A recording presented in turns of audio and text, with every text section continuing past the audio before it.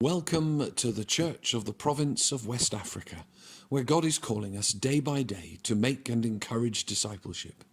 This little glimpse of our programs is pertinent to the whole of the province, but most of the photos you will see come from the Diocese of Ho in Ghana, on the very eastern edge of the province.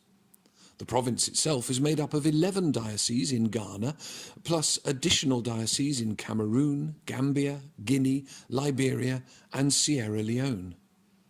Our historic roots in the Church of England mean that we are fortunate to have some very fine buildings indeed, including the Cathedral of the Holy Trinity in Accra.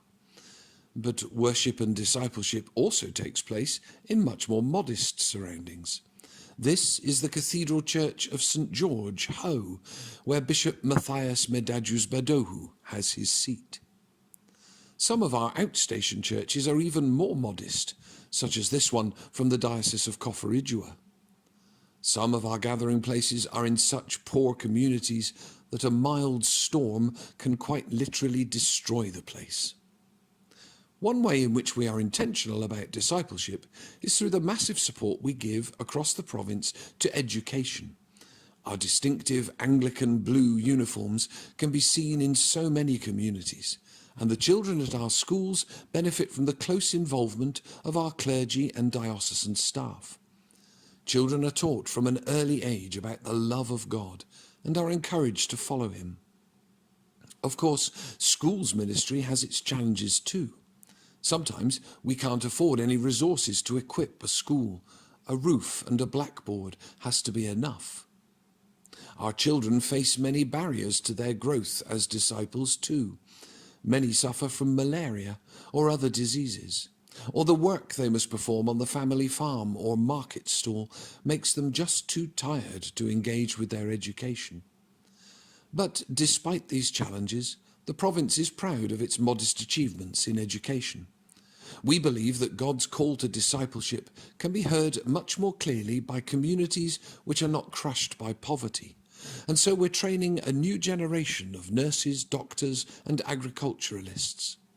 In Ghana, for example, our new vocational college, called Angutech, trains young people in medicine and agriculture to better serve their communities.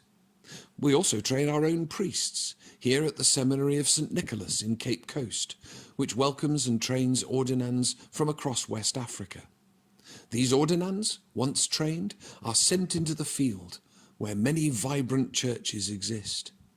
Some have community-based organisations like the Guild of the Good Shepherd in Rara in Ho, which are established to spread God's love through the power of the laity out into the communities we are called to serve. But discipleship can sometimes be about the very simplest of actions, like transporting chairs from schoolrooms to church buildings and back again. Our discipleship is rooted in our traditional Anglican heritage. Our people still value the older high church traditions which were brought to us by our Victorian founders. Whilst African singing and dancing also colours our services, our worship is still underpinned by a love of the old traditions. Intentional discipleship means founding and building new churches. Here at St. Mark's Joanty in Pando, Ho, a decade of effort and sacrifice recently culminated in the opening and blessing of a new building. In West Africa, we face many challenges in the task of building disciples. One significant challenge is the continuing prevalence of fetish worship.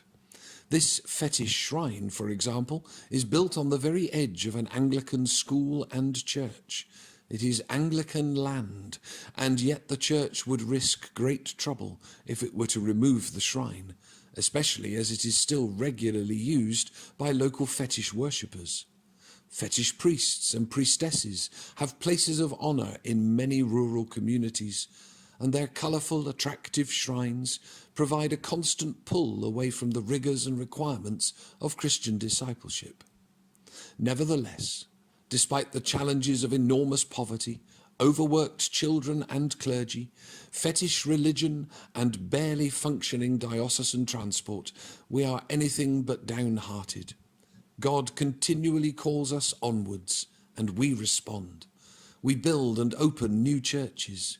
We build new mission houses for our clergy. And we forge friendships with other Anglicans around the world for our mutual flourishing and growth. We hope you have enjoyed this glimpse into the life of the Church of the Province of West Africa. Do come and visit us soon. You would be very welcome indeed.